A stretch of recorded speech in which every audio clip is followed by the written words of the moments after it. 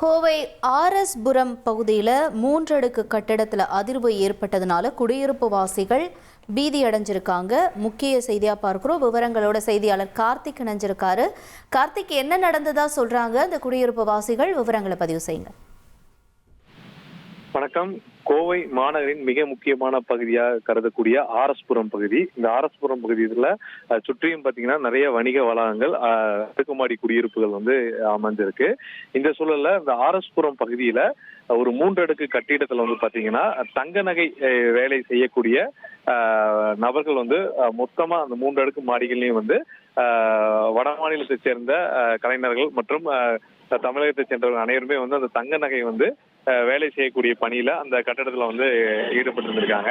இந்த சூழல்ல அந்த கட்டடத்துடைய பின்பக்கத்துல இருக்கக்கூடிய 2 பில்லர்கள் அதிர்வு ஏற்பட்டு ஆடிக்கொண்டிருந்ததால அங்க இருக்கக்கூடிய பணியாளர்கள் அதிர்ச்சி அடைந்து அந்த கட்டிடத்தை விட்டு உடனடியாக வெளியே வந்துட்டாங்க.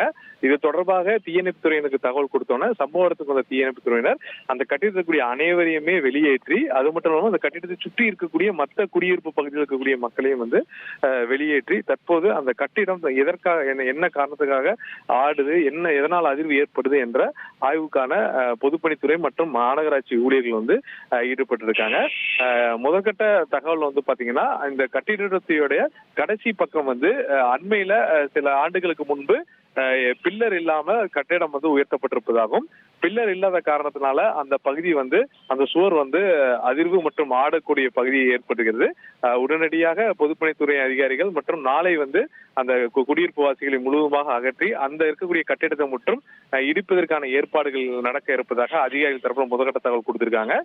தற்போது இந்த பகுதியில அந்த போக்குவரத்து தடை செய்யப்பட்டு தீயணைப்பு மற்றும் காவல்துறையினர் பாதுகாப்பு பணியில் ஈடுபடுவது மிக முக்கியமா நம்ம பார்க்கிறோம்.